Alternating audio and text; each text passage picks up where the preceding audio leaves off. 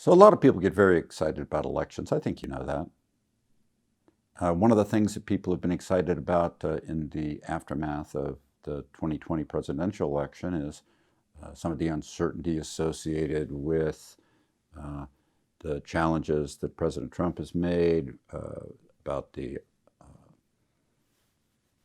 integrity of the election process, about the two upcoming Georgia Senate runoff races on January 5th that will control the outcome of the United States Senate and therefore a certain amount of the control of the total government, including whether or not the Democratic Party would have the presidency, the House, and the Senate.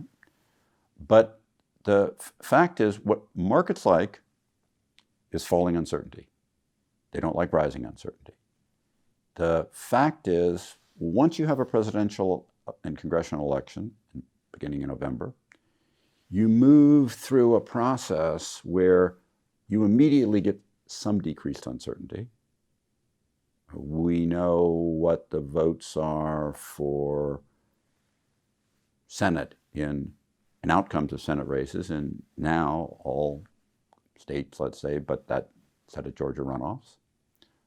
Most congressional races, as I speak, there's still, depending on who's doing the defining, 5 to 7 House seats in the House of Representatives that haven't been called yet. They will.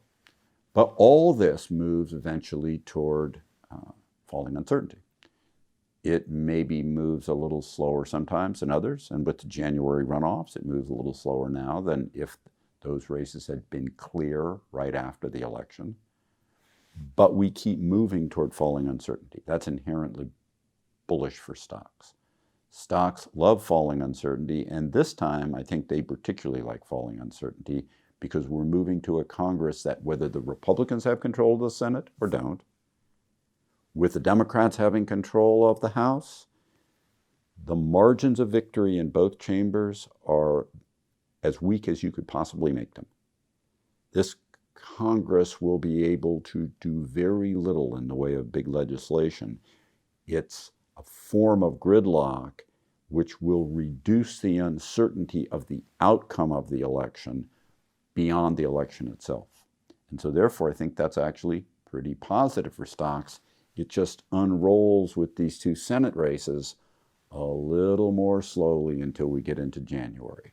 But all of the concern about things like President Trump's challenges against Mr. Biden's victory, all of that gets sorted out pretty darn soon in the greater scheme of things. And as that happens, all of that uncertainty fades away, and it all is good for stocks. Subscribe to the Fisher Investment YouTube channel if you like what you've seen. Click the bell to be notified as soon as we publish new videos.